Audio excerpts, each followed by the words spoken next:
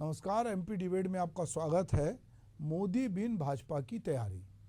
दरअसल ये बड़ा मज़ेदार अपने आप में एक जो सब्जेक्ट है, क्योंकि जब हम मध्य प्रदेश की बात करते हैं तो एमपी के मन में मोदी और मोदी के मन में एमपी, या मोदी की गारंटी, या कहें कि पूरा चुनाव जो है वो मोदी जी के चेहरे पर लड़ा गया, उनकी गारंटी पे लड़ा गया, और वो मध्य प्रदेश के मन को समझते हैं और मध्य प्रदेश मोदी जी के मन को समझता है। पर अब ऐसा क्या हो रहा है कि भाजपा को या भाजपा के जो लोग हैं उनको अपने लोगों को समझाई देनी पड़ रही है कि मध्य प्रदेश में बीजेपी लोकसभा की सभी 29 सीटों का पर परचम लहराने के बावजूद सांसदों से फीडबैक ले रही है। लोकसभा चुनाव के दौरान जीत में मददगार फैक्टर और चुनौतियों की भी जानकारी ली जा रही है। समीक्षा बैठक में क्षेत्रीय संगठन मंत्री अजय जामवाल ने सांसदों, विधायक और पार्षदों से व्यवहार में सुधार लाने को कहा है। साथ ही ये कहा है कि मोदी कब तक सहयोग करेंगे, खुद भी चलो, कब तक मोदी के भरोसे रहोगे। भाजपाई जब तक पार्षद से लेकर सांसद तक का टिकट लेकर चुनाव मैदान में उतरते हैं तब तक कार्यकर्ता रहते हैं, लेकिन चुनाव जीतते ही नेता हो जाते हैं। इसी व्यवहार से बीजेपी देश में 240 पे आ गई है। जनप्रतिनिधियों का कार्यकर्ताओं से व्यवहार ठीक होता तो यह स्थिति नहीं बनती। प्रदेश में हम पूरी 29 सीटें जीत जरूर गए हैं, लेकिन जहां भी जाता हूं सांसदों और विधायकों के व्यवहार की शिकायत मिलती है। इसलिए जनता और कार्यकर्ताओं से संपर्क बढ़ाइए। जामवाल चुनाव की रिपोर्ट बनाकर दिल्ली भेजेंगे। यह रिपोर्ट संगठन और सरकार की नियुक्ति में अहम होगी। पद लेकर पार्टी का चुनाव में काम ना करने वाले नेताओं की जिम्मेदारी से मुक्त किया जा सकता है। भाजपा आज इसी जो है चीज़ में गहन चिंतन कर रही है, और हमें लगता है कि यदि जामवाल ये बात कर रहे हैं तो हम भी इस पे चर्चा करेंगे। इससे पहले देखते हैं कि राजनेता इस बारे में अपनी क्या प्रतिक्रिया देते हैं। देखिए, भारतीय जनता पार्टी का जो एक तिलिस्म था, मोदी जी के नाम पर जिस तरीके से जनता को मूर्ख बनाने का कार्य था, वो अब टूट चुका है, गुब्बारा फूट चुका है। जनता ने जबरदस्त जनादेश दिया है, इसीलिए उन्होंने इस तरीके से बोला है कि अब मोदी के भरोसे ना रहे, क्योंकि जनता मोदी जी को पूरे तरीके से नकार चुकी है। बच्चा युवा जो है वो परेशान है। आज आप देख रहे होंगे परीक्षाओं में नीट का घोटाला हो, नर्सिंग घोटाला हो, महंगाई चरम पर है। ये तमाम मुद्दों के बाद अब जो भारतीय जनता पार्टी के लोग थे वो सिर्फ और सिर्फ मोदी जी के नाम पर जनता को मूर्ख बनाते थे। अब जनता जाग गई है देश की, और वो भारतीय जनता पार्टी को पूर्ण रूप से अब सिखाने के मूड में आ चुकी है। तो अब जनता से लड़ने के लिए भारतीय जनता पार्टी को बहुत संघर्ष करना पड़ेगा। देखिए, भारतीय जनता पार्टी में लगातार संगठनात्मक नेतृत्व आकर के कार्यकर्ताओं का दिशा निर्देश और मार्गदर्शन निर्धारित करते हैं। स्वाभाविक तौर पर उन्होंने क्या कहा यह तो पार्टी के भीतर का विषय है। एक गोपनीय बैठक थी पार्टी के कार्यकर्ताओं के साथ, लेकिन निस्संदेह जामवाल जी आए थे भाई साहब। उन्होंने लगातार मध्य प्रदेश के कार्यकर्ताओं को चुनाव के दौरान भी, उसके बाद भी मार्गदर्शित किया है, और उन्हीं सबके संकल्पों और प्रयासों के कारण हम इस प्रकार का अद्भुत जनादेश ला पाने में सफल रहे हैं। स्वाभाविक तौर पर भारतीय जनता पार्टी में संगठन लगातार पूरी मजबूती के साथ कार्य करता है। उसमें संगठनात्मक जितने भी वरिष्ठ होते हैं वो कनिष्ठ कार्यकर्ताओं को मार्गदर्शित करते हैं, और इसी क्रम में इस प्रकार की प्रक्रियाएं सामान्यतः चलती रहती हैं, और इस प्रकार की चीज़ें आने वाले वक्त में भी आपको देखने को मिलेंगी। जी, तो बैठक गोपनीय थी, कार्यकर्ताओं को जामवाल जी संबोधित कर रहे थे। समय समय पे इस तरह की बैठक होती है, पर जो भी बैठक थी उसकी बात अगर मीडिया में हो रही है तो इसका मतलब है कि बात निकलेगी तो दूर तलक जाएगी, और उस बात का पाठ लोग अपने अपने तरीके से करेंगे। कांग्रेस जामवाल जी की बात का पाठ अपने तरीके से कर रही है, बीजेपी उसको अपने तरीके से देख रही है। हम इसी मुद्दे पे आज चर्चा करेंगे, और हमारे साथ चर्चा करने के लिए भाजपा की ओर से गुंजन चौकसे जी, कांग्रेस की ओर से अवनीश बुंदेला जी और सुरेश शर्मा वरिष्ठ पत्रकार हमारे साथ मौजूद हैं। आप सबका स्वागत है जी। तो सुरेश शर्मा जी, जिसको जैसा पाठ पढ़ना होता है, जाकी रही भावना जैसी प्रभु मुहूर्त देखई तिन तैसी, तो जामवाल जी ने जो कुछ कहा बैठक के भीतर, उसको लोग अब कह रहे हैं कि मोदी का तिलस्म जो है वो गायब हो रहा है, और जामवाल जी समझाई दे रहे हैं भाई लोगों को कि अरे यार खुद भी करो। कार्यकर्ताओं से फीडबैक मिल रहा है कि अगर आप नेता बन गए, विधायक बन गए, सांसद बन गए तो अपने व्यवहार में तो सुधार लाओ। शायद मुझे लगता है इस तरह की बातचीत वो कर रहे होंगे, पर ये बात निकल के तो आई और हम इस पर बातचीत कर रहे हैं। सुरेश जी, क्या कुछ 29 सीट जीतने के बाद भी, चूंकि भाजपा हमेशा चुनाव मोड में रहती है, उसको अभी उपचुनाव में जाना है, फिर नगर निगम में जाना है, तो वो चाहती कि उसकी जो पूरी की पूरी हायरार्की वो बनी रहे। उसके लिए उसके संगठन के मंत्री आके बैठक लेते हैं, समझाइश देते हैं। पर कहीं ना कहीं ये सब जान रहे हैं कि अगर बहुत व्यक्ति पे आधारित रहेंगे तो बहुत लंबे समय तक कोई भी व्यक्ति हो, दुनिया का कोई भी व्यक्ति हो, वो हमेशा रह भी नहीं सकता और उसका भी जो एक ग्लैमर होता है वो भी धीरे धीरे कम होता है। तो ये जो कुछ जामवाल जी ने कहा है, इसको आप किस तरह से देखते हैं? सबसे पहली बात यह है कि यदि व्यक्ति और परिवार का ग्लैमर नहीं रहता तो 100 साल से कांग्रेस कैसे चली आती। आजादी के समय नेहरू गांधी परिवार, नेहरू परिवार शुरू हुआ था, आज राहुल गांधी तक आ गए, तो एक ही परिवार और एक ही व्यक्तित्व, एक ही प्रतिभा चल रही है, तो ये टिका नहीं रह सकता। ये मोदी पर कैसे लागू हो सकता है? एक तो मेरा ये तर्क है। दूसरा, मैं ये कहना चाहता हूं कि इस चुनाव के अंदर जो व्याख्या हो रही है और जिस व्याख्या को जिस तरीके से प्रस्तुत किया जा रहा है उसमें कहीं से भी सत्यता नहीं है। वो इसलिए नहीं है, मैं आपके चैनल पर ये बात फिर से कह रहा हूं कि इस चुनाव में भाजपा को 23 करोड़ 59,73,000 से ज्यादा वोट मिले हैं और कांग्रेस को 13,67,000 वोट मिले हैं। 13 करोड़ 67 लाख, सॉरी, भाजपा को 23 करोड़ 59 लाख और कांग्रेस को 13 करोड़ 67 लाख, यानी 9 करोड़ 92 लाख वोट ज्यादा मिले हैं भाजपा को। 15.39% वोट ज्यादा मिले हैं, 141 सीटें ज्यादा मिली हैं।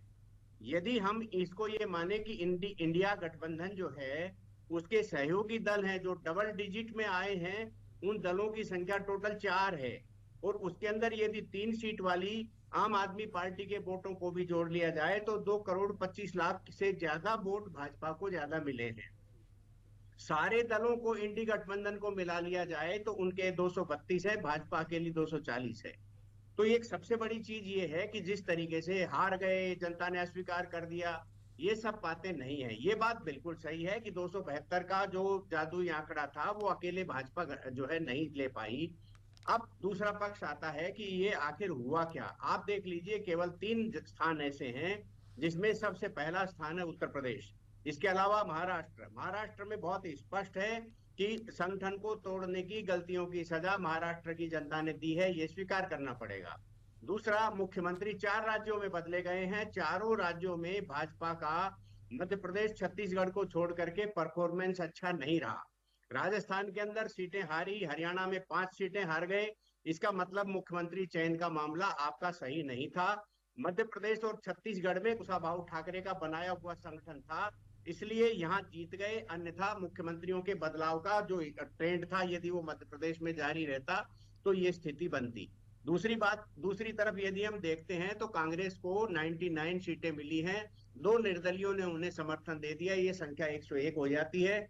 1 सीट के ऊपर उपचुनाव होना है तो इस तरह से ये संख्या 100 हो जाती है। फिर वापस इसमें आप 43 सीटें गठबंधन के आधार पर जीते हैं, आप कहें तो मैं अलग अलग बता दूं, आप कहें तो ये, यानी कांग्रेस ने अपने दम पर उतने ही 42-44 सीटें जीती हैं जो उनको राजस्थान में निश्चित रूप से उसका पुरुषार्थ था। सुरेश जी, मैं थोड़ा आपको रोकूंगा। हम यहाँ पे कांग्रेस के कोई आरोप की बात नहीं कर रहा हूँ। हमने जो बातचीत डिबेट का विषय है, ये अजय जामवाल जी ने जो शब्द कहा है कि भाजपाई जब तक पार्षद से लेके सांसद तक का टिकट लेके चुनाव में उतरते हैं तब तक कार्यकर्ता रहते हैं, लेकिन चुनाव जीतते ही नेता हो जाते हैं। इसी व्यवहार से बीजेपी जो है वो सीट पे आई है और मोदी कब तक सहयोग करेंगे, खुद भी चलो, कब तक मोदी के भरोसे रहोगे, ये राहुल गांधी या कांग्रेस के लोग नहीं कह रहे हैं। ये जो बोला गया, देखिए सुभाष मिश्रा जी, मैं ये कह रहा हूँ, ये जो बोला गया है ये भोपाल जिला कार्य समिति की बैठक में अपने संबोधन में उन्होंने कहा है। कार्यकर्ताओं को, कार्य समिति की बैठक को जब भी कोई नेता संबोधित करता है तो प्रोत्साहित करने के लिए ही कहता है। लेकिन ये सच है कि भारतीय जनता पार्टी मोदी पर आश्रित हो गई थी। ये बात भी सच है कि भाजपा की गारंटी की बजाय मोदी की गारंटी हो गई थी। और ये भी सच है कि मोदी वन मैन शो हो गए थे, जिसके कारण असहाय स्थितियां बनी हैं। आप अटल जी के व्यक्तित्व को देखिए, सुदर्शन जी को देखिए, आप अनुभवी पुराने हैं। आप अटल जी जब प्रधानमंत्री थे, सुदर्शन जी संघ प्रमुख थे, दोनों में नहीं बनी। आप दूसरा, मैं आपके सामने बहुत गंभीर एक बात कह रहा हूं कि यदि संघ प्रमुख राम मंदिर के उद्घाटन के समय प्रधानमंत्री की प्रशंसा करेंगे तब ये संदेश तो जाएगा ही कि प्रधानमंत्री बड़े हो गए हैं। वहां आपको संघ प्रमुख के नाते प्रधानमंत्री की प्रशंसा करने का जो आपने किया उसको तो आपको भुगतना ही पड़ेगा ना आफ्टर ऑल। लेकिन ये बात बिल्कुल फैक्ट है, भारतीय जनता पार्टी का कार्यकर्ता 2024 के चुनाव में इस बात पर आकर के अटक गया था कि मोदी ही के माध्यम से सब कुछ हो ही रहा है और देश में हुआ भी है। हम उत्तर प्रदेश को छोड़ दें, मैं फिर आपको एक बात पर ले जा रहा हूं सुभाष जी, आप इस बात को समझिए जी कि उत्तर प्रदेश में जो जीत हुई है वो जीत केवल गठबंधन भर की जीत नहीं है। आप इसके पीछे के जब डोनाल्ड ट्रंप हार सकते हैं तो आपको विदेशी एजेंसियों का ध्यान देना पड़ेगा ही, इस्लामिक राष्ट्रों का ध्यान देना पड़ेगा ही, मुस्लिम मतदाताओं को यादव समाज के साथ मिलकर के वोट देने के इस प्रसंग को देखना पड़ेगा ही, चीन के द्वारा की गई फंडिंग को देखना पड़ेगा ही। आप मेरी संकेतों को समझिए। इसलिए ये जो हार हुई है ये कोई हार नहीं है, ये केवल एक ऐसा घटनाक्रम हुआ है जिसमें विदेशी एजेंसियों ने और भारत के उन राजनीतिक दलों ने जिनके अंदर सत्ता की महत्वाकांक्षा थी। आप बताइए, जब चुनाव के परिणाम से पहले तक कोई भी व्यक्ति, कोई भी दल, कोई भी नेता, कोई भी सर्वे एजेंसी, कोई भी न्यूज चैनल ये कहने को तैयार नहीं था, तो ये ऐसे अप्रत्याशित बातें कहां से आई? इनकी ये सब शोध का विषय है। किसी को उत्साहित होने के लिए जनता ने वोट नहीं दिए, भाजपा को कम सीटें दे करके, कांग्रेस को 100 के भीतर रख करके और डबल डिजिट में केवल 6 दलों को ला करके पूरे मतदाता ने संदेश दिया है कि इस बार का चुनाव काफी टफ था। जी सुरेश जी, अवनीश बुंदेला जी, सुरेश जी ने अभी बहुत सारी बातें कही, बहुत सारी बेबाक बातें कही, एक पत्रकार को जैसे कहना चाहिए उन्होंने कहा, पर उन्होंने कुछ इशारे भी किए। उन्होंने जो विपक्ष की जिस तरह से यूपी में उन्होंने मुस्लिम और यादवों के गठबंधन की बात की, विदेशी फंडिंग की बात की, उन्होंने कहा कि चुनाव के पहले कोई ऐसा नहीं बोल रहा था, पर चुनाव में जो रिजल्ट आए हैं, और उन्होंने कहा कि भाई मोदी जी का जो कहना चाहिए ग्लैमर कम नहीं हुआ है।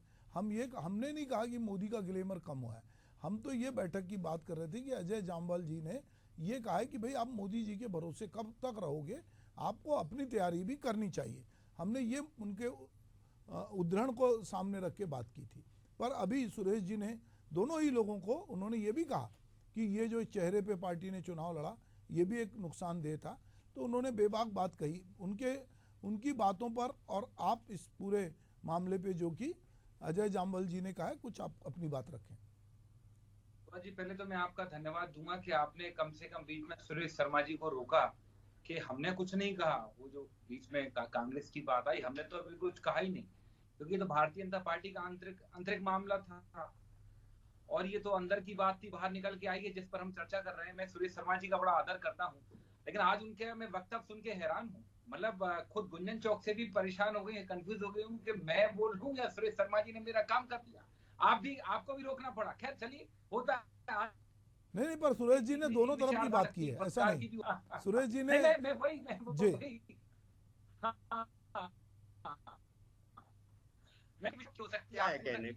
है, सबकी हो सकती है ना, उसमें कहने दीजिए। लेकिन मैं इतना ही कह रहा था साहब, ये भारतीय जनता पार्टी का अंदरूनी विषय है, ठीक है। अब अंदर की बैठक थी, वो बात बाहर आ गई, किसी ना किसी ने तो बात ओपन की होगी। और मैं देखिए बात साफ है कि ये जो जामवाल जी ने बिल्कुल सटीक कहा, और इस अवसाद से मैं ये नहीं कह रहा हूँ कि आज सिर्फ भाजपा गुजर रही है। सुरेश जी मुझसे बहुत वरिष्ठ है, ये एग्री करेंगे कि कभी हम भी गुजरे होंगे कि जब हमारे कार्यकर्ताओं ने कहा था कि Indira is India, India is Indira, तो वो अवसाद हमको भी छुआ, जिसके कारण हमने आगे चुनाव में हार का मुंह देखा। और आज जामवाल जी ने जो कहा है, हो सकता है सुरेश शर्मा जी उस चीज से एग्री ना करें, लेकिन जामवाल जी ने मतलब आरएसएस ने कहीं ना कहीं इस चीज को पकड़ा है। आरएसएस ने बार बार कहा है, जैसे अयोध्या की भी बात आई, अगर आप कह रहे हैं कि विदेशी एजेंसियां लगी नहीं, वहां से फंडिंग आ रही, विदेशों से फंडिंग आ रही, भैया आपसे क्या बचा है? सरकार ने किसके दरवाजे ईडी सीबीआई नहीं भेजी? अगर इनको जरा सी भी इनपुट होती, तुरंत ईडी सीबीआई इनकम टैक्स की टीमें भेजते हैं। तो हो सकता है, मतलब ये जानकारी सुरेश शर्मा जी की बात अलग से हो, लेकिन अगर अयोध्या में भारतीय जनता पार्टी चुनाव हार रही है, उसके ऊपर अगर आरएसएस मंथन कर रहा है, मोहन भागवत जी का, इंद्रेश कुमार जी का बयान आ रहा है बार बार कि जिन्होंने राम के नाम पर राजनीति की, जिन्होंने झूठ बोला, उनको राम ने उनकी हैसियत दिखा दी।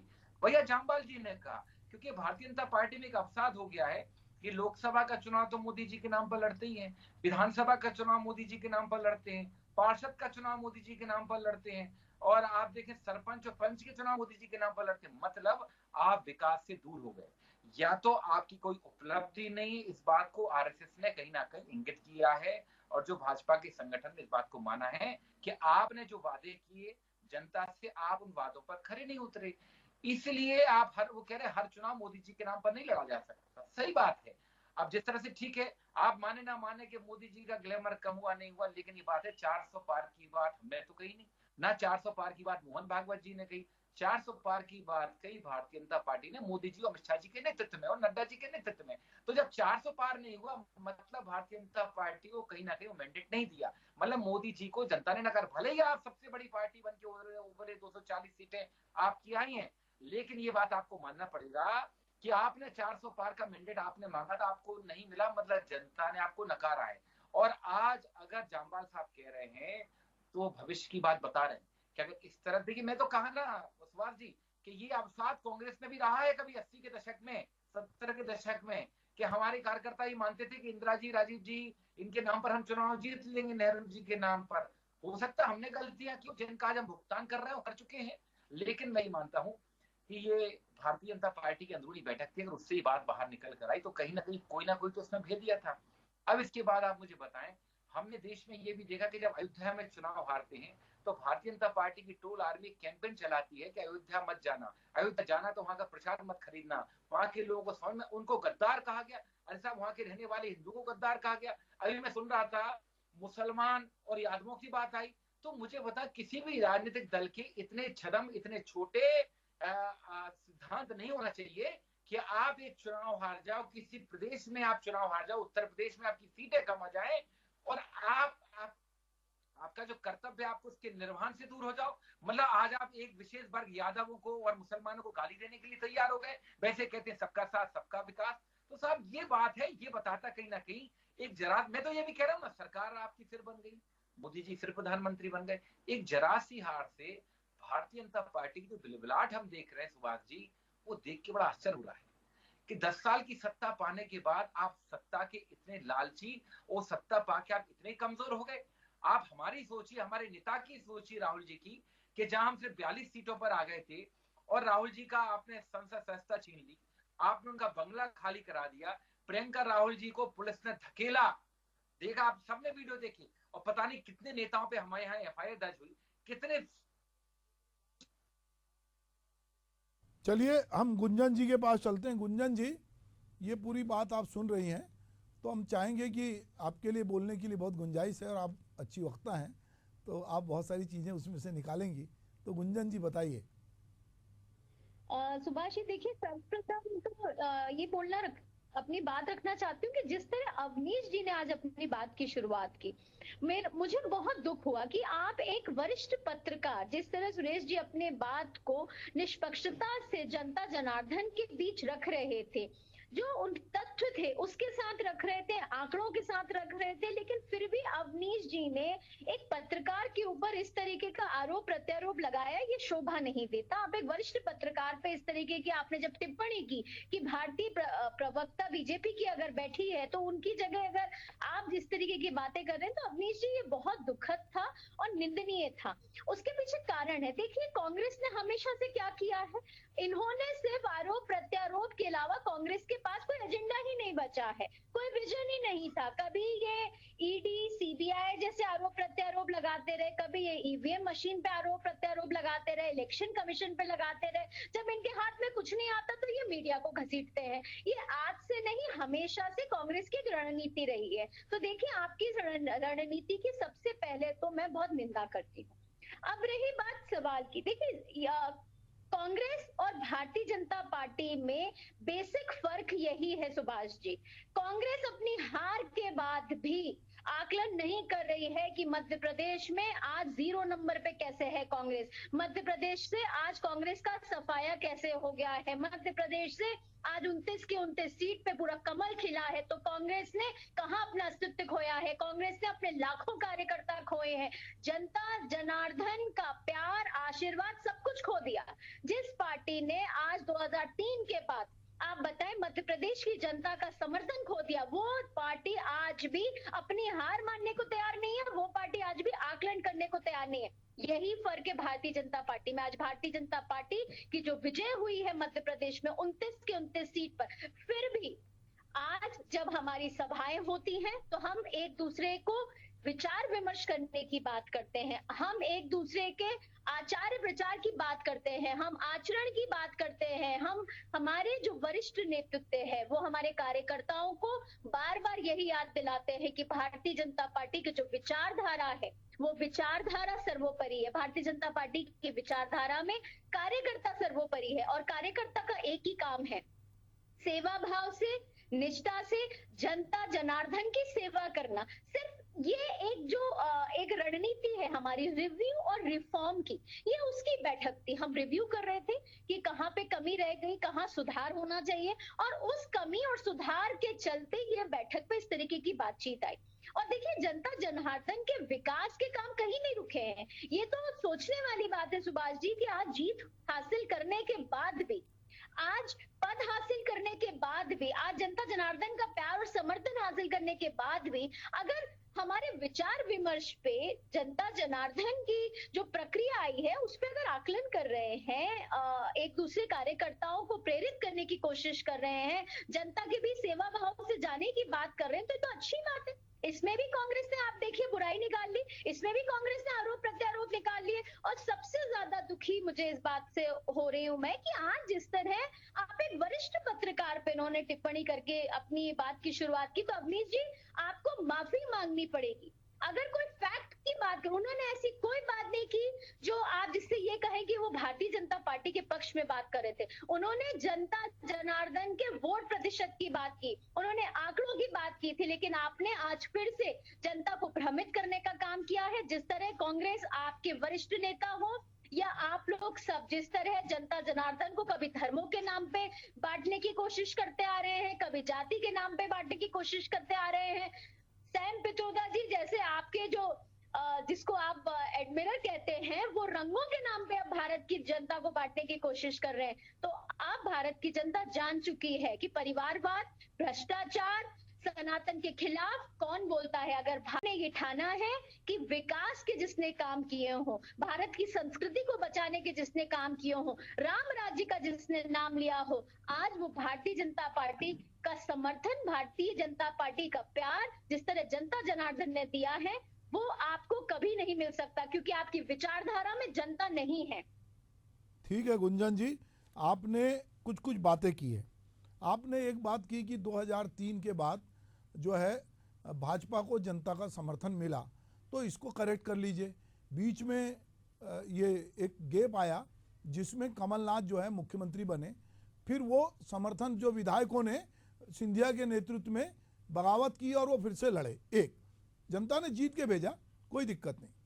सुरेश जी ने एक गंभीर आरोप लगाया कि जो दलित और जो मुस्लिम और जो यादव लोग हैं, वो कहीं ना कहीं जो ये 100 तक पहुंची, जो सीट 90-99 तक, इसमें विदेशी फंडिंग, चीन की बात उन्होंने की। अभी कांग्रेस प्रवक्ता ने एक सवाल किया कि सारी एजेंसियां आपके पास हैं, आप जब जरा सा भी कहीं से आपको सुराग मिलता है किसी से भी, आप शराब घोटाले में पूरे के पूरे लोगों को अंदर कर देते हो, मतलब उस चार्जशीट में नाम हो ना हो आप फिर भी डेवलप कर लेते हो। ये लोग देख रहे हैं, मीडिया भी देख रहा है। तो अगर इतनी बड़ी बात है कि इनको विदेश का पैसा मिला और विदेशी एजेंसियां इसमें शामिल थी, तो अभी सरकार मोदी जी की है, वो जब चाहे इनको राष्ट्रद्रोह में बंद कर देंगी सब लोगों को कि तुम लोग विदेशियों के साथ मिलके सांठगांठ किए हो, और ये हमारे यहाँ जो एजेंसियां वो पकड़ लेंगी। एक बात, जहाँ तक अविनाश जी ने जो बात की सुरेश जी को लेकर, वो ठीक है कि वो टिप्पणी कि भाई आप प्रवक्ता की तरह बात कर रहे हैं, पर मैंने कहा कि सुरेश जी ने बीजेपी को भी उतना ही गरियाया जितना वो आपके लिए बोल रहे थे। उन्होंने ये नहीं कहा, मतलब हम तो सुन रहे हैं, पर जो ये बातचीत हुई तो मुझे लगता है कि गुंजन जी को मैं इसलिए करेक्ट कर रहा था। और जहां आप गुंजन जी सेम पित्रोदा की बात करती, देखिए मैंने शुरू में कहा था कि जो कुछ कोई बोलता है तो विपक्ष या बाकी लोग उसको अपने अपने तरीके से उसका पाठ करते हैं। सेम पित्रोदा ने पूरा क्या बोला था, हमने इस पर भी डिबेट किया है।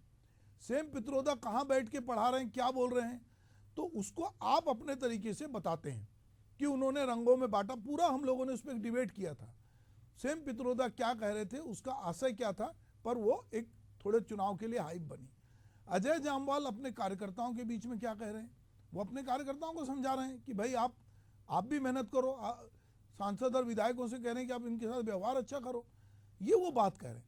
पर विपक्ष इसको कहीं ना कहीं जब ये बात बाहर निकली तो विपक्ष को लग रहा है कि भाई ये अभी तक मोदी के मन में एमपी के मन में मोदी बोल रहे थे, ये मोदी की गारंटी बोल रहे थे, अब ये कह रहे हैं कि भाई मोदी के भरोसे कब तक रहोगे। तो विपक्ष उस तरह से उसका पाठ कर रहा है। जब जिसको जैसी सुविधा मिलती है वो जो कोई भी आदमी कुछ बोलता है उसका पाठ अपने तरीके से लोग अपने अपने ढंग से जो है, अगर हम लोग सब स्कूल में पढ़े हैं तो जो कविताएं आती थी तो हर आदमी उस कविता का पाठ वैसा नहीं लिखता था, वो अपने हिसाब से व्याख्या करता था। तो यहाँ पार्टियां भी अपने अपने हिसाब से व्याख्या कर रही हैं। तो इस समय कांग्रेस को अजय जामवाल जी की समीक्षा का एक मुद्दा मिला है। जी गुंजन जी। सुभाष जी, मेरा सवाल तो यही है कि इन्होंने अपना आकलन क्यों नहीं किया। आज इनके जीतू पटवारी जी की अध्यक्षता में जिस तरह मध्य प्रदेश में कांग्रेस की करारी हार का सामना करना पड़ा है, इसका आकलन भी करें। आज अब इनके लाखों कार्यकर्ता इन्हें छोड़कर जा रहे हैं, इसका आकलन भी करें। आज जिस तरह ये विरोध में बात कर रहे हैं, चाहे महिला विरोध में इनके आए दिन नेता टिप्पणी करते दिखते हैं, या जिस तरह ये विरोधी भाषा में जो बात करें, जनता जनार्दन ने जो इनको हार दी है, ये उस पर आकलन करें। ये पहले अपने गिरवान में झांकें, उसके बाद ही किसी और पार्टी के ऊपर बात करें। देखिए, जो हमारी पार्टी में आकलन होता है, जिस तरह मैंने कहा रिव्यू और रिफॉर्म की बात होती है। और शिवाजी जी, जो 15 महीने की सरकार की बात हुई है 2018 में, जनता जनार्दन ने देख लिया था कि उस 15 महीने में कमलनाथ जी ने क्या किया था। 51 से ज्यादा योजनाएं, हितकारी योजनाएं बंद कर दी थी। मैं एग्जाम्पल के तौर पे देना चाह रही हूँ, आदिवासी महिलाओं के खाते में 1000 रुपए जाते थे। इस योजना को कमलनाथ जी ने आते से ही सर्वप्रथम बंद किया था। 51 योजनाएं उन्होंने बंद की थी। कमलनाथ जी के ओएसडी के यहाँ जब छापा पड़ा था तो करोड़ों की इलीगल कैश बरामद हुआ था। इन्होंने विधानसभा को लूट का अड्डा बनाकर छोड़ दिया था। 15 महीने में इन्होंने जनता जनार्दन को एक भी ऐसी राहत के काम नहीं किए थे। अगर जिसे काम करना होता है, जिसका विजन होता है, वो 180 दिन में भी करके दिखाते हैं। आज हम सबके सामने हैं, जिस तरह डॉक्टर मोहन यादव की सरकार ने मात्र 180 दिन में योजनाएं भी लागू की और जिस तरीके से दिशा निर्देश दे रहे हैं। लेकिन कमलनाथ सरकार में 15 महीने में जनता जनार्दन को देने का काम नहीं हुआ था, उनसे अभी तो सब कुछ लेने का काम हुआ है। उनकी सारी योजनाएं बंद कर दी गई थी और ये जनता ने देखा है। और इसीलिए जनता ने जो गलती उस समय हुई थी वो उसके वापस सुधार किया हुआ है। और आज भी अगर आप देखें, सत्ता कुर्सी जैसे जो शब्दों का प्रयोग है ये कांग्रेस के ओर पे किया जाता है। सरकार चलाने का काम, जनता जनार्दन के कल्याण की बात, विकास की बात अगर कोई करता है तो वो भारतीय जनता पार्टी करती है। जी जी, अविनाश जी आप कुछ कहना चाह रहे थे। सुभाष जी, मैं तो काफी देर से कुछ कहना चाह रहा था। जी, पहले तो मैं निवेदन कर दूं कि गुंजन जी शायद मेरी बात सुन नहीं पाई। मैंने यही कहा था कि सुरेश शर्मा जी की अपनी विचारधारा हो सकती, आपकी भी हो सकती, गुंजन की भी हो सकती, मेरी भी हो सकती। कृपया आपसी में लड़ाई ना कराएं। सुरेश शर्मा जी में कई सारी डिबेटों में साथ में बैठे, मैंने कोई ऐसी आपत्तिजनक बात नहीं की, पहली बात। दूसरी बात, देखिए राजनीति हमेशा मुद्दों की जाती है। देखिए विपक्ष का काम है कि जब आप कोई गलत काम करते हैं, आपके साथ आज आप बताएं नीट घोटाला हुआ है, नीट का पेपर लीक हुआ है, आपके मंत्री धर्मेंद्र प्रधान पहले प्रथम दृष्टि में कहते नहीं कोई पेपर लीक नहीं हुआ है, और आज माफी मांगते स्वीकार करते, माननीय सर्वोच्च न्यायालय को मानना पड़ा। पिछले 1 साल में 42 पेपर टोटल लीक हुए हैं। आप मध्य प्रदेश की बात करें, 10वीं 12वीं कितने सारे पर्चे लीक हुए हैं, तो आपने इसको धंधा बना लिया, इसको एक बिजनेस मॉडल बना लिया है। अगर हम ये बात ना करें तो फिर कौन सी बात करें? क्या हम आपकी वाहवाही करते रहे? आप मुझे बताएं, आप महाकाल में भ्रष्टाचार करते हो, महाकाल लोक परिषद का भ्रष्टाचार याद नहीं है क्या? आज मोहन यादव जी कहते हैं कि साहब अब हम राम और कृष्ण के पाठ जोड़ेंगे। बिल्कुल जोड़िए, कोई बुराई नहीं है। लेकिन मुझे बताएं, आज पूरा बच्चा देश का जानता है, सबके बारे में जानता है कि भगवान राम कैसे वापस आए। क्या पहले से पाठ नहीं थे? क्या राम रहीम के दोहे, तुलसीदास के दोहे, आप कबीर दास जी के दोहे, क्या ये इनमें कुछ नहीं लिखा था? हकीकत ये धर्म के नाम पर राजनीति करते हैं। ये तो वो लोग हैं जब अयोध्या में हारे तो क्या कहते हैं, अयोध्या की जनता मंत्रा की वंशज है। शर्म नहीं आती इन लोगों को? चलो अविनाश जी सुनिए ना, मैं कह रहा हूं कि ये बात बहुत लंबी होगी और अपना समय चूंकि खत्म हो गया है और हम डिबेट को आधा घंटे का हमारा डिबेट था। मैंने चूंकि आप फ्लो में सब लोग बोल रहे थे इसलिए मैंने आपको रोका नहीं। तो मैं आपसे चाहूँगा कि आप मुझे जो है आज्ञा दें, क्योंकि मेरा पीसीआर कह रहा है कि सर अब इसको ख़त्म कराइए। जी नमस्ते।